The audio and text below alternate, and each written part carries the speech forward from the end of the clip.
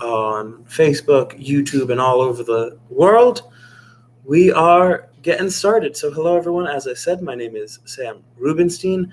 I am the director of Second Renaissance Arts. We are an arts program that deals with arts education, highlighting and developing a arts community. And today, if you are on Instagram, we're trying to get her right there and online. And if you're on Facebook, we're here with Miriam Kramer.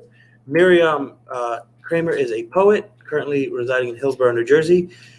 She is, quote, overly sentimental and has been known to rescue items from other people's garbage. Her work has been published in the Rising Phoenix Review, Rat's Ass Review, Anti-Heroin Chic. Her debut chapbook, In Time, This Too Shall Be Proven Foolish, was published by Dancing Girl Press.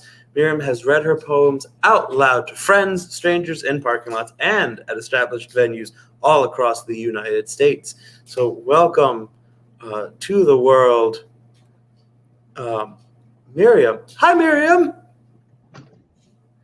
How's it going? We are hoping to get you onto the Instagram. So for those who are on Instagram, hold on one second.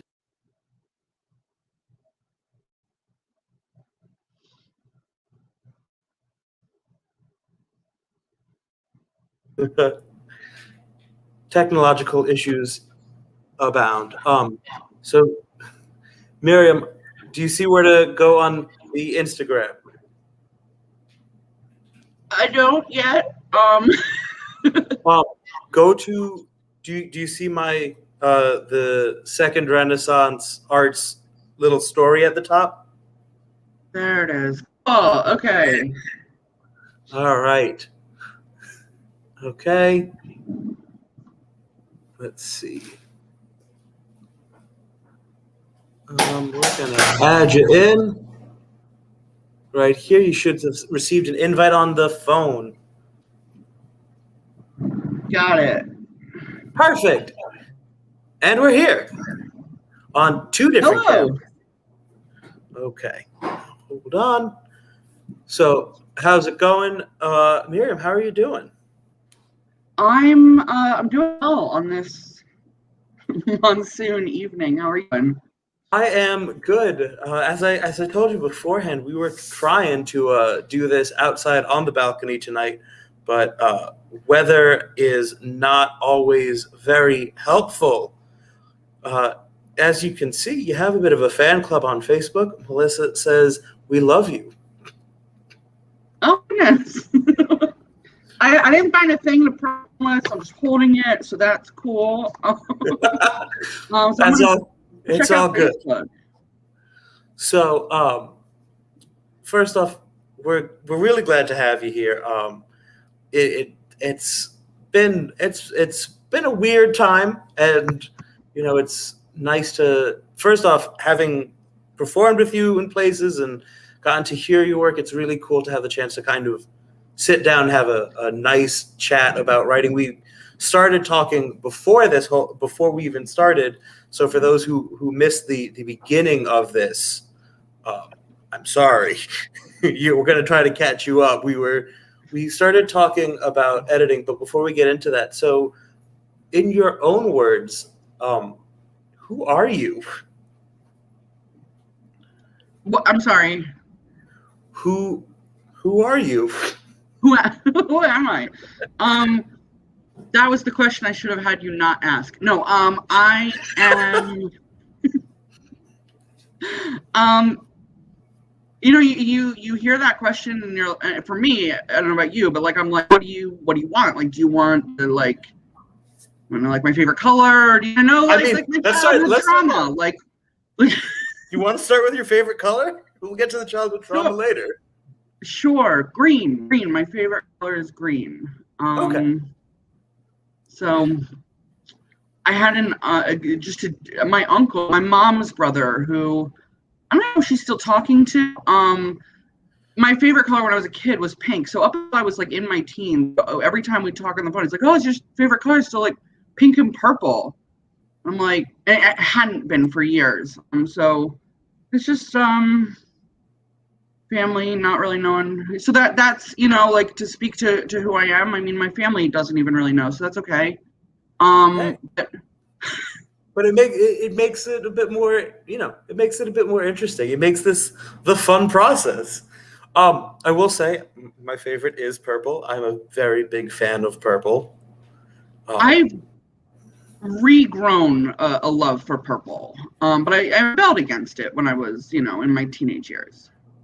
What I've noticed as someone who really likes purple, you can ask people like what their normal favorite color is, and they'll be like, "Oh, it's this, it's that." If you ask someone it's purple, they go like very hard, like I do. But I don't want to include myself in that group of people who are ride or die for a color. It's only ever the people who are big fans of purple, and I don't know why, but I'm about it. It's probably the color my hair has most. So I do love purple. It's would not die on the hill for it, as some would.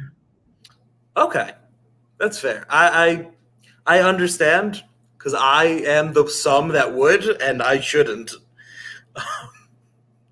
So, one of the things that, for those who are wondering what this is that you're watching, what kind of happens here, this is an interview with Miriam Kramer, who is a local author, poet, delight to talk to. So we're going to be chatting about all sorts of ridiculous things related to writing. And so I think the first thing that I wanted to talk about, was your chapbook, which came out in 2019, In Time, This Too Shall Be Proven Foolish. I am enamored with that title. I need. Why did we get that title? Where did that come from? Is there a deeper meaning behind it, or does it also just sound awesome? So the title, thank you, came from like it's actually something I started with in college, which was many years ago, many more years than it feels like at this point. And it was the idea, like poetry has made like a beautiful resurgence in the past couple decades. But it was still a feeling of like, does art at all matter? Like, or like, is this just kind of like a foolish endeavor? Like, am I wasting my time? Is my art going to matter to anyone? Because I think, like many artists, we want to reach people. We want people to feel something.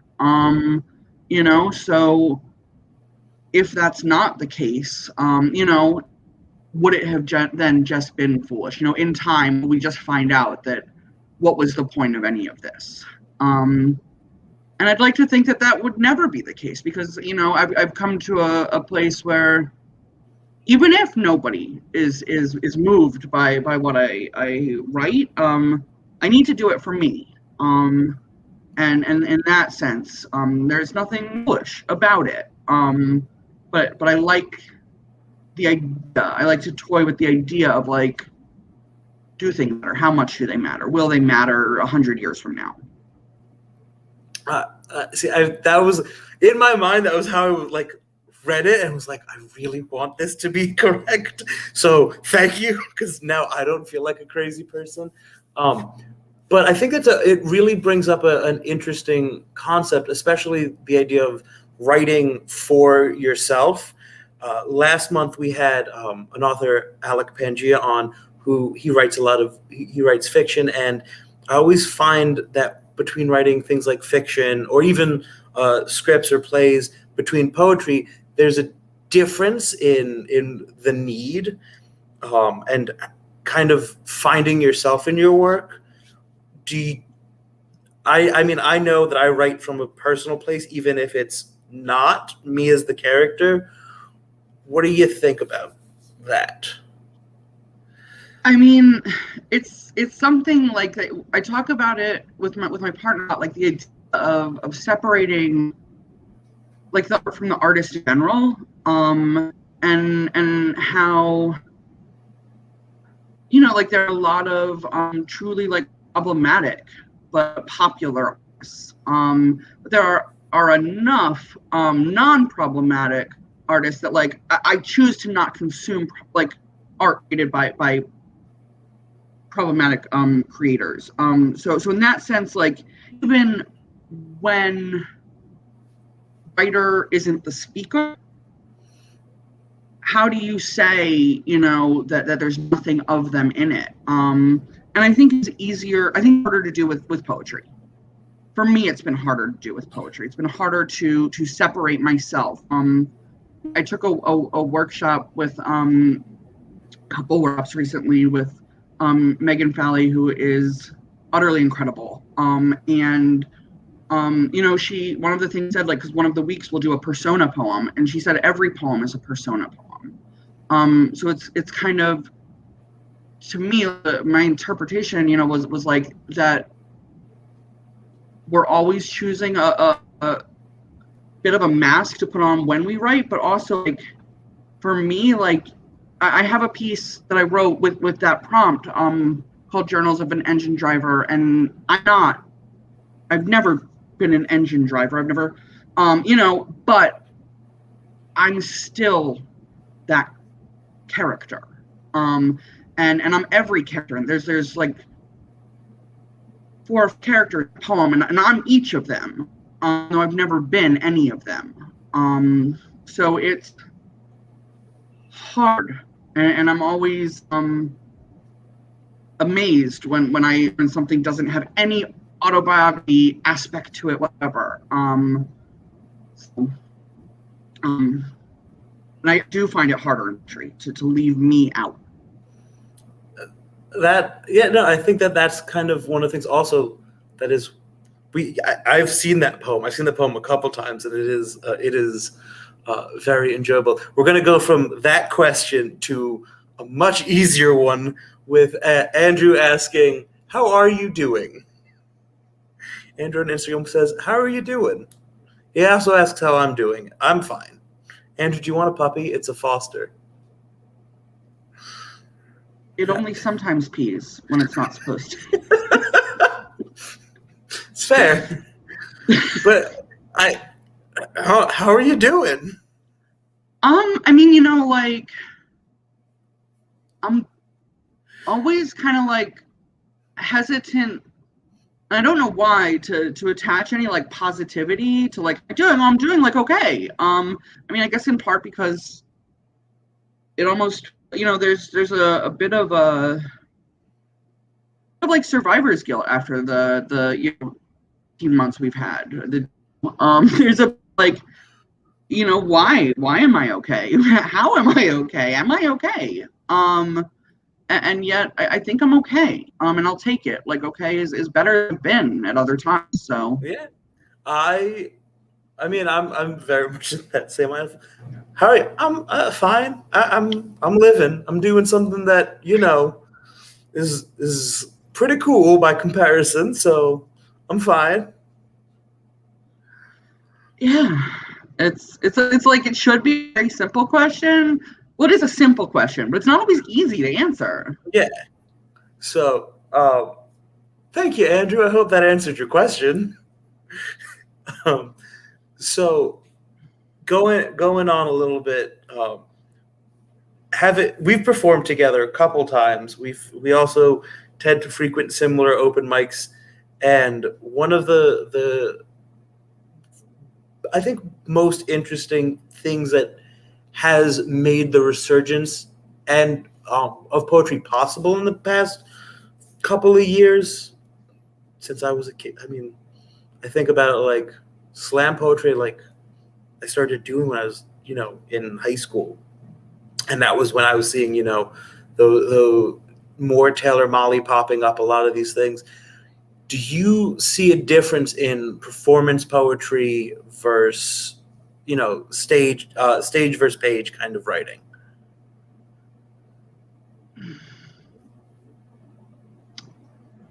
I don't want to. So, poetry started out meant to be heard.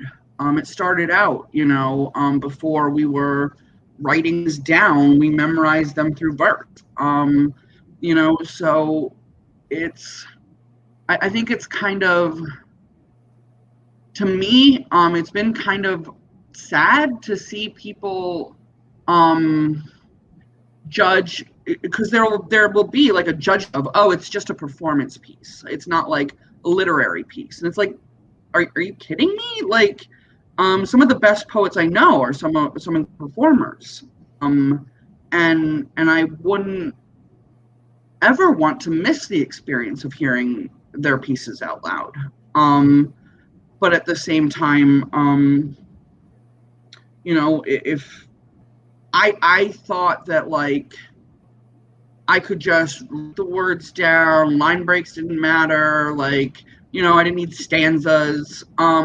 But there is something about how it appears on the page as well, once I started breaking up my poems into full, readable stanzas, I got published more. It's so I don't want there to be a difference.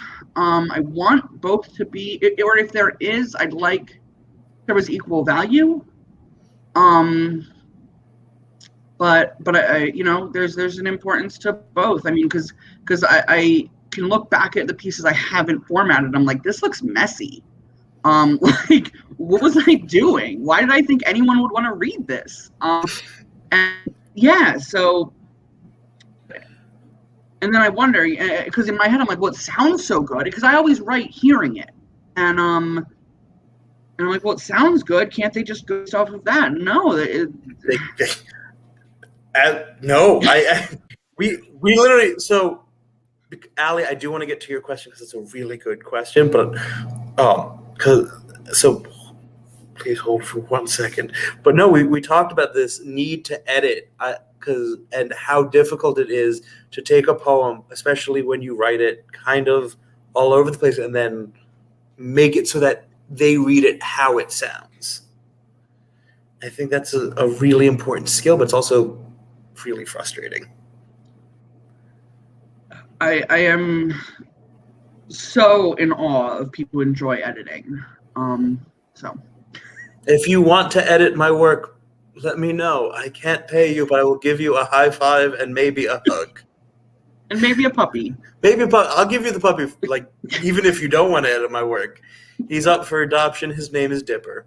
At some point, I will try to bring him into frame, but he's sleeping currently. So Ali asked a question in the chat on Facebook. I'm working on a lecture about identity and trauma in the slam community. What do you think I should include or speak to? That's a good question. That's a hard one. Yeah. I'm gonna go to the I want to like read it. My eyeballs. You should be able to see it in the side where it says comments in StreamYard.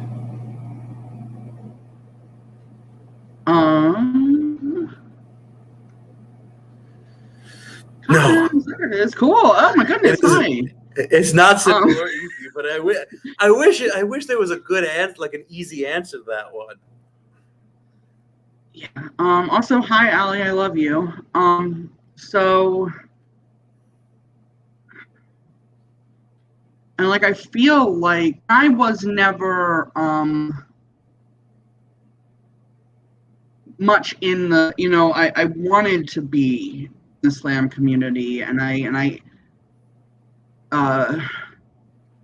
watched from a distance because I never felt good enough. I just never felt so I can only speak to a little experience, like actual lived experience of the slam community. But it from what I hear from others, well, like there's trauma and harm that exists within the community. So to speak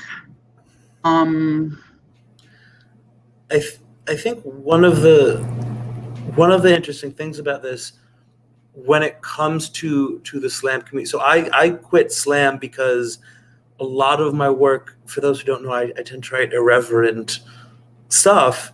I can go from very irreverent to not. Doesn't always get accepted. And I think that when we talk about identity within the slam community, one of the things that we have to see is, unfortunately, I think there's gatekeeping just in the poetry community in general. That is something that should be acknowledged. And so I think that is where my brain always goes to. When we talk about slam, my brain unfortunately sometimes goes to gatekeeping.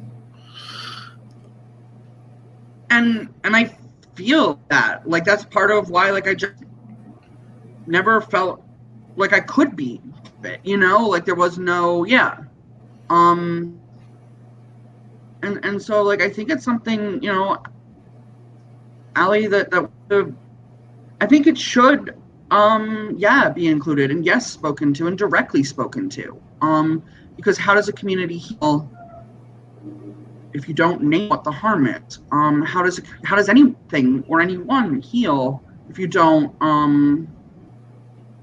address it, if you don't talk about it, if you don't make an actual effort to heal from it? And I would love to see the community heal. For no other reason, like, I'd love to go, like, watch like, I haven't, you know, in part because, you know, I haven't. Well, in part there was a pandemic. Right. That's what I was going to say. Like, I haven't watched much in about a year and a half anyway. But, like, you know, there's such a joy that can be there as well, and it deserves to heal. Yeah, I think so, because this was a really tough question, and I think I'd love to talk about it more, and I also think we can literally spend the rest of the time talking about it, and that it would be weird at times. So, like, yes, honestly, we'll come back to it, I think, is the best way to kind of look at that, because we have time to. I know we will.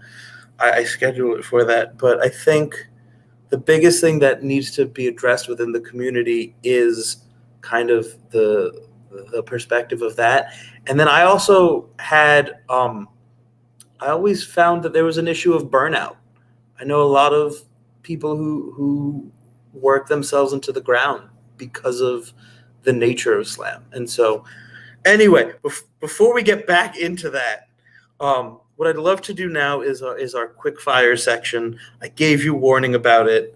So are you ready? Ready as I'll ever be. So I'm gonna drop as many questions as quickly as I can. And just first thing that comes to your mind, okay? So we'll start off. Who's someone you'd recommend we read? Megan Falley. Who's a very underrated artist right now? I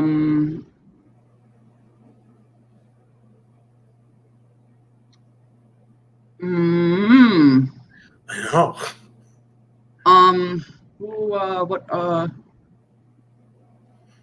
Come back to it? Yeah, come back to it. Oh my God. Do you have, like, the first poet that you know, that got you into poetry? Andrea Gibson, they are one of them, but also hip hop. Okay. Favorite food, going the opposite direction. Pasta. There's so many kinds. That's fair. Who, if anyone, are you currently reading? I am currently reading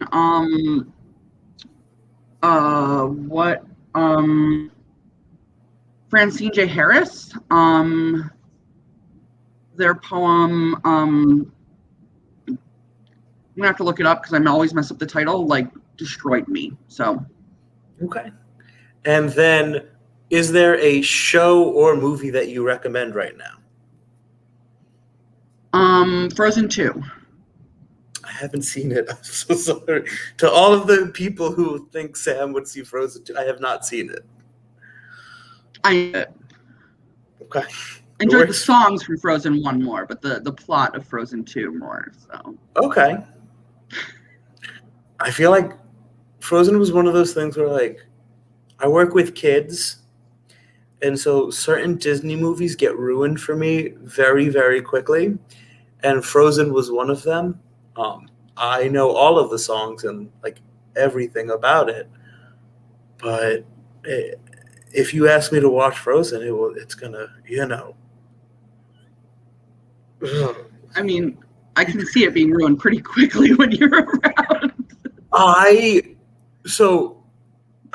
We're going to get slightly off track for a second.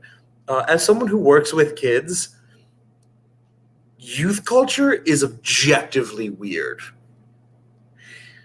Kids will latch onto something and it either stays for a day and then it's gone forever, or it just lives for literally ever, for the entirety of existence. And I think that's terrifying. If I played Frozen in my class tomorrow, everyone would be singing immediately. Oh. I mean, I guess that why there are so many remakes of classic kids shows, because you just want to hold on to them. They live forever. Oh, yeah, I mean, that's true. I think we're going to use that as our jumping off point to see where this conversation goes. I think one of the really interesting things that I see, like, with kid shows and with entertainment a lot, is this kind of nostalgia baiting of needing to bring things back to the past. Do you think that people see that also in writing as well?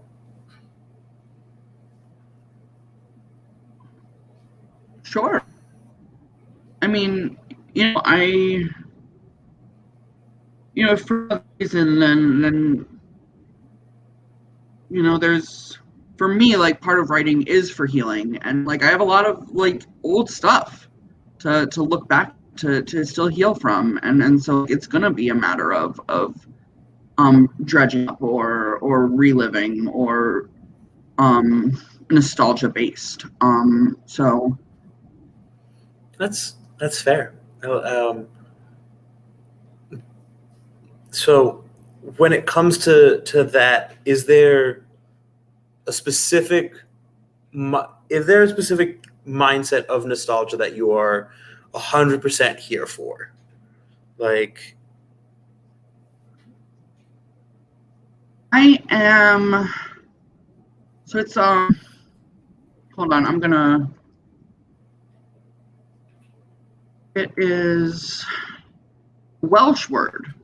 The word I don't know how to pronounce the Welsh word. It has no direct English translation, like many words, but a deep longing for something, especially one's home, but, like, in particularly, like, or like a home you can't go back to, or a home that never existed. Like, I have a real spot for like nostalgia of for things like you can't get back, which you can't get anything back, but like, right. But like truly, like the idea of, like, you can never go back home, you can never go back to the place where something significant happened, because it's not going to be the same. And you could base anything on that and I will love it. Like, that is a concept that I have such a weakness for. I think I did something like that recently. I went back on the 5-year anniversary of my college graduation, went back to my first ever dorm, because I lived in a hotel, and I stayed in my first dorm, and it was nice, but at the same point I'm like, this is not the same place. This is not my place. And I think part of the thing with change is, I think, one of the biggest changes that people don't realize is that community changes. And that plays a larger role in a lot of the perspectives from nostalgia. Is we're nostalgic for the time, but more than anything, we're nostalgic for what existed there, the sense of community, the sense of whatever it was. Yeah. And the people involved as well, and they're ever not there anymore, or ever changing in their way. Yeah. Yes, that's the other thing is, I think because we're all changing and because the areas around us are changing is wild. Now I'm getting like really into it as well. So gonna try to drive us back on the track. So in your bio, performed in many places. Is there a place in particular, like a venue, an event, a kind of show that always sticks out as one of your favorites?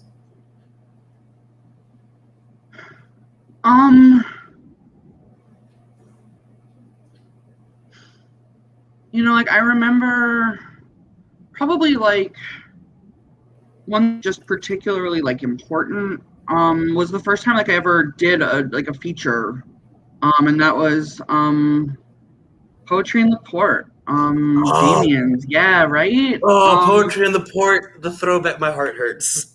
I know. And we've got them going on other Thursday in New Brunswick, so check it out. But yeah, like it was it was I'll meet you there. It was first time, yeah. Alex True. Hey Nick. And it was like the first time that like I felt, yeah, like anyone wanted me somewhere. Like, like no one had ever, like my friends were always like, yeah, read us a poem. That's why, like I said, like I've read in a bunch of parking lots all over. Like I'll read to my friends all the time. But like, no, I didn't even know Damien. I'd never met him. And like nobody asked me, who I didn't know. And it was terrifying, but it was met people who I'm close with today at that reading. So it was really just I'm pretty sure that was where I met you. So. Probably. I think one of the things that Damien does so well in the world of poetry and in art in general is Damien works to find the community and build that. And so with his new venture, because we're going to give him the shout out, what is it called? Oh my God. It's at Chamber 40. That's it. The Chamber Poets or something like that. Check it out. If you have not, check out anything that Damien's putting together in terms of events. It will always lead to a really nice time, and you'll make some really cool friends. So now we are advertising other people as well. I think Poetry in the Port was a very unique kind of show, and one of the things that I always found interesting was at that point everyone saw it and then took it and made it their own in a different way, and you'd see these live readings popping up all over, and it each one had such a different crowd and community. And I think as we're seeing things begin to very slowly return back to normal, as shows begin popping back up, we're seeing those communities kind of find each other in new places. Exciting. It is. It really is. So we have another question from the audience. Nick Burka says, when and where do you find you do the majority of your writing? Oh, don't ask me that question. The answer is always on the toilet. It's in bed. It's in a random parking lot. And that, yeah, like we were talking about writing on our phones before, and like I'll find myself, like I always keep a pen and notebook on me. But I've slowly but surely like transitioned to the technological world of Google Docs. And you know, like now I have just a Google Doc of just like ideas. So I'll just put ideas in there, and then, you know, like I like to think, you know, I get really good writing done like in the morning, but I hate mornings. So it's I just, you know, it's a continued battle of that, like I have to make time for the thing that I love, and not beat myself up when I don't. But there's something about, and I think like I've heard a lot of people say similar things. Like there's just something about those quiet hours, you know, before the most people awake, or like that first cup of coffee, and you know, that you can sit down, kind of. The same with very late at night. The world's just yours. It's different, because everyone, you know, everyone who has a regular sleep schedule is in bed, and then bless them. I wish I was them, but I'm not. That sounds very nice right now. But yeah, weird hours and weird places, but like I'm trying to just get better at writing down the ideas, because I'm really trying to buy into the idea that writer's block doesn't exist. There's always something to write about. And if I have a list, that'll make it easier. And then dedicating the true time. So I was going to ask about this, and then you kind of just gave me the perfect segue. Do you think consistency is beneficial, or is it a write as you can kind of environment?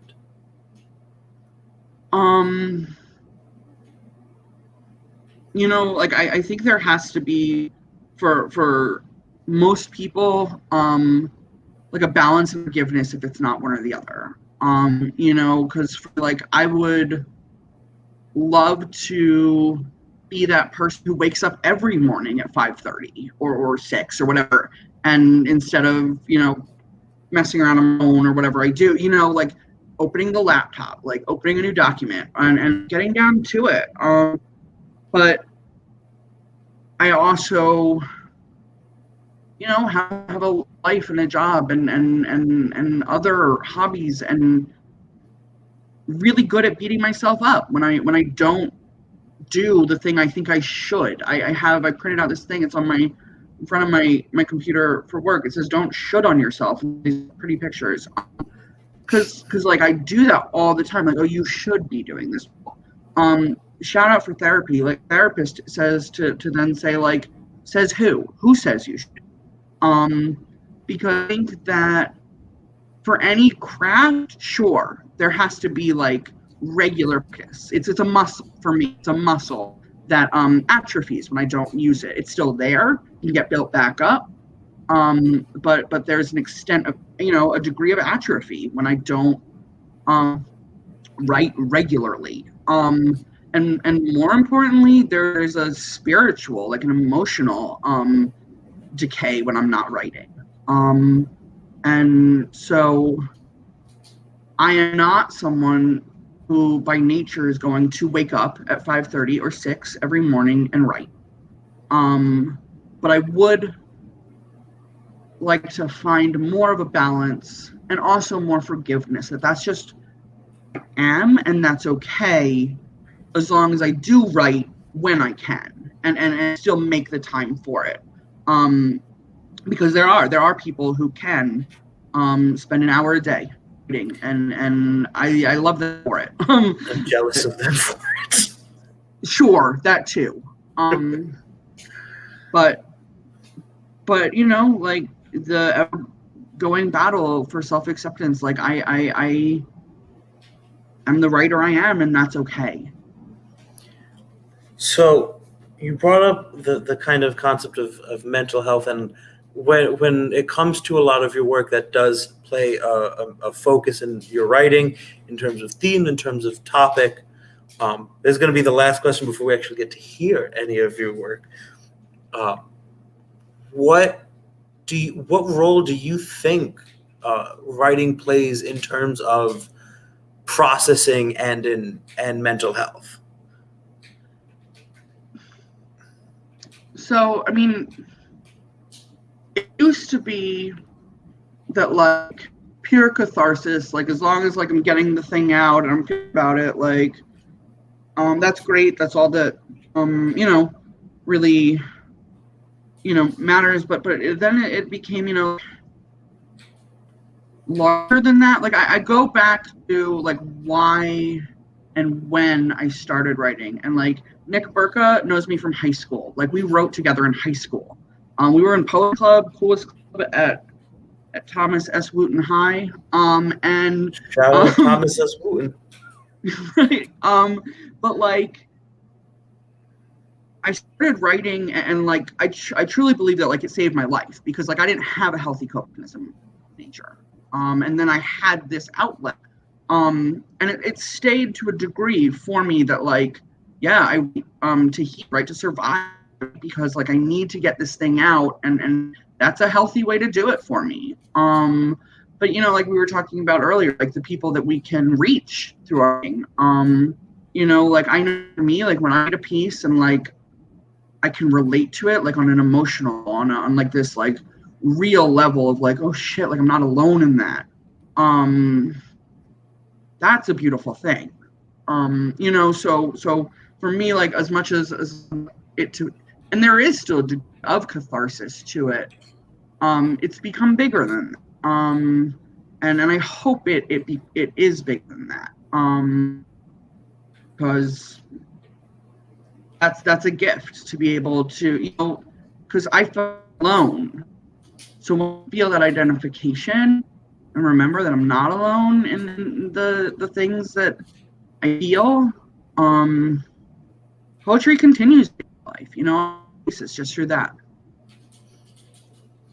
I think that's a really good mentality of poetry starting in a certain way and evolving and growing, as I think we do as people, which I think I relate to, because I started out very much, writing because it needed to be written. It was this cathartic thing. And then as I got older, what I wanted to say got different and changed. And it still does that have that cathartic level, but I am not nearly as much the characters in my poems as I used to be. And it's not a bad thing. I think it's just a different thing as we change as writers. So with that, I'm going to save the last two questions till the end.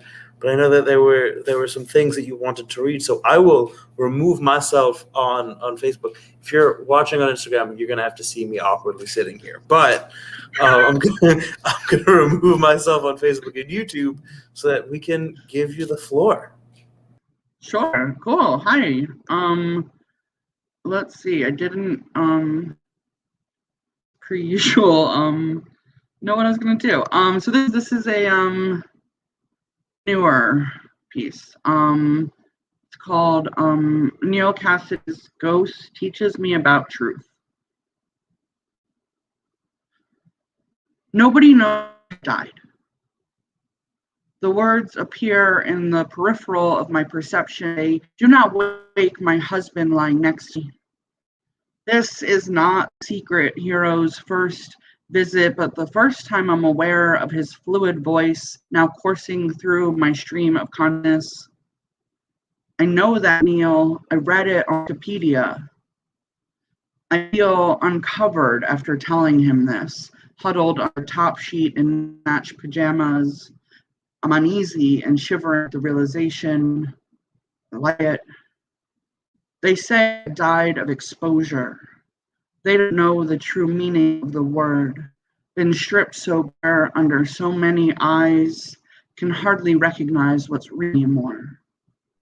He stands at the foot of my bed with eyes beginning to think back as if to stop themselves from revealing what I've seen. His lips pout in defiance. They would betray him for a sip of red wine and have done so for smaller indulgences. I'm still expecting his ghost to mimic this transparency. I expect to see my dresser and undecorated walls through his translucent vest. He is substantive. His muscles look like facts in the dark room. This continues to be surprising.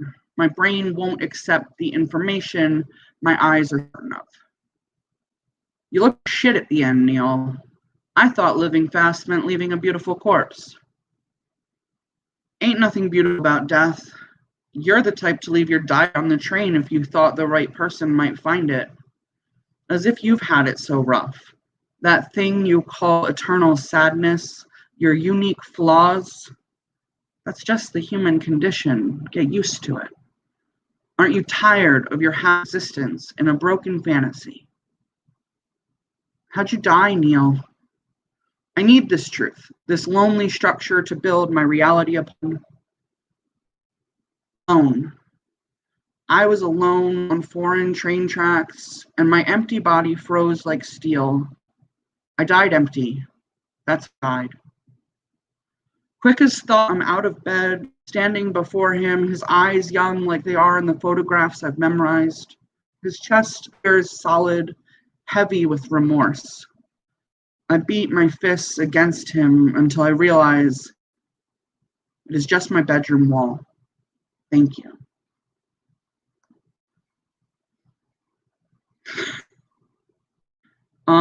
I'll do the journals of an engine driver. I'll just close with that one because I mentioned it earlier. Yes. So let's send on a super. It's a little bit depressing. All right, journals of an engine driver. Today it was a girl. Her fist gripped tight in mother's hand, eyes bright as she waved the platform. Look, Mommy, it's a lady driver. I will never tire of hearing this. Pride that fills my body like steam. I tuck these moments into the edge of my memory. Maybe one day will outweigh the rest of the baggage I carry. I smile at her, hoping my lips do not shake. Pressing my clenched teeth translate. Baby, you can be anything when you're grown. I found another runaway teen in the station tonight when I went in to use the facilities. She was all huddled limbs in the November chill, the first approaching frost showing on her breath. I bought her a hot dog and did not ask her name. Tonight I felt I was as empty as a car without freight. Nothing to offer this girl but more distance. Do not have closure for her. Cannot help her arrive anywhere other than her dark circles that mirror my own. I don't know why he chose me this evening of all the trains traveling this country. The passengers will not know why we stopped, why their dinners are getting cold. They will read about it later in the news or scrolling through Facebook, and they will say, how awful and what a tragedy, as they eat their microwaved meals. They will forget there was a woman driving the train, unable to stop, watching it all unfold, watching him cross his arms and close his eyes. Tonight, I kept my eyes open. These months before collision, these are the most intimate moments of my life. Just him and me, together before impact. I cannot steel myself to not feel connected. I will be the last person who could have identified him without dental records. I will recognize his face in the wreckage of my dreams. I will call the dispatcher. She will ask me if I can check on the situation. I will tell her, no, not this time. Thank you.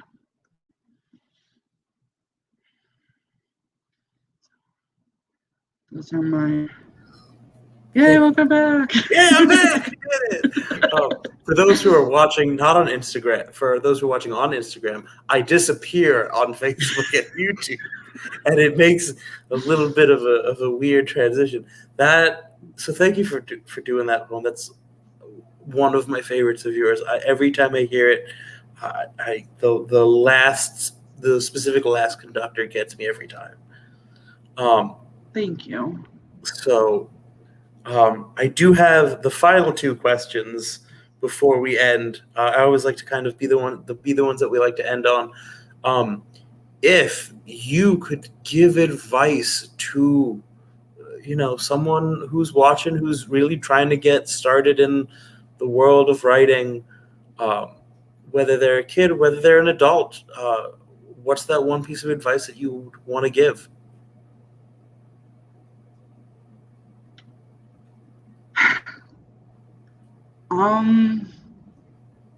Battling between two things. You can do two things. Go for it.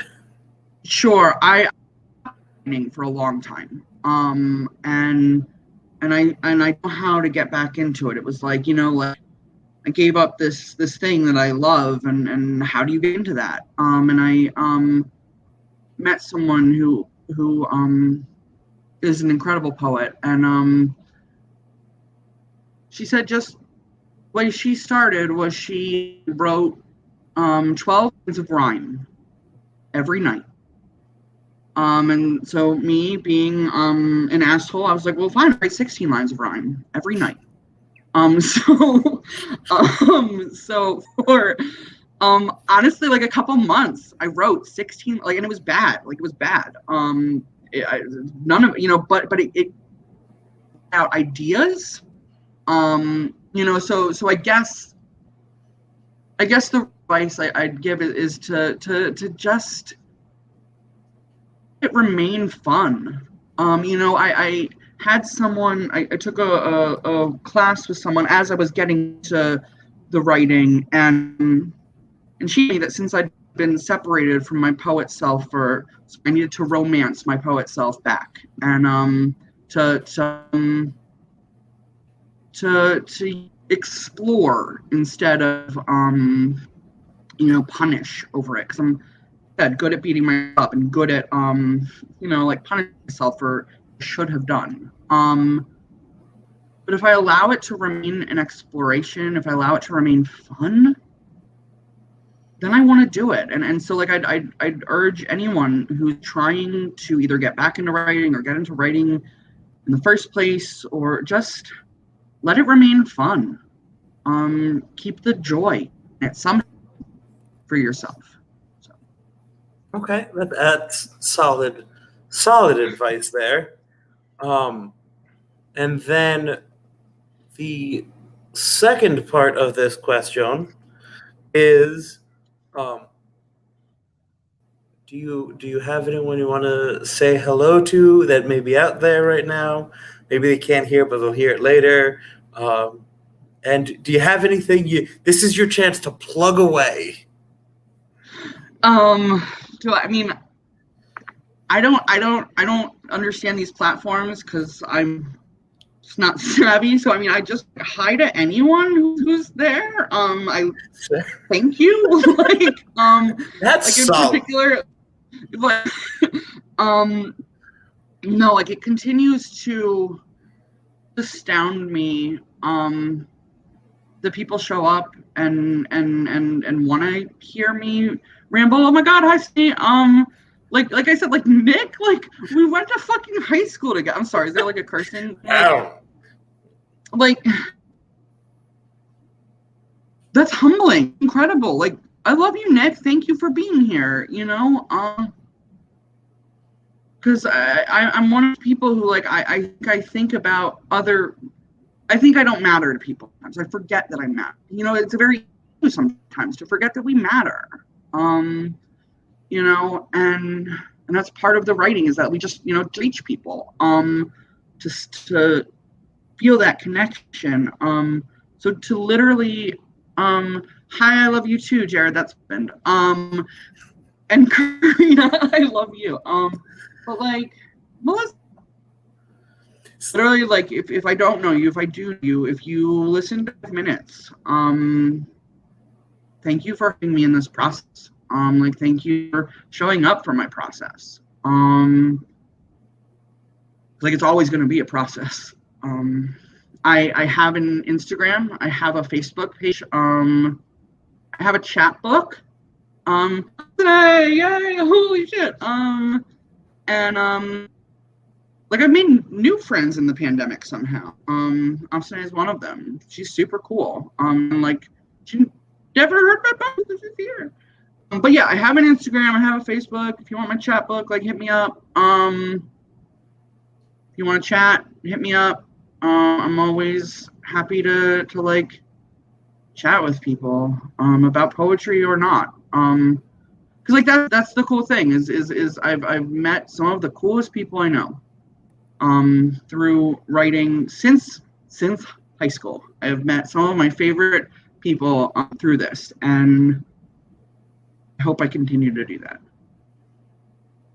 Well, that was the most wholesome response. I was not prepared for.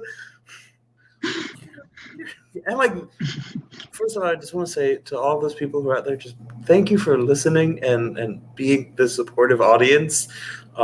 It's always nice to see like active people who care. I'm always worried that people just aren't going to watch. So thank you for coming out and supporting Miriam, and by proxy me, even if you've never met me. Thank you.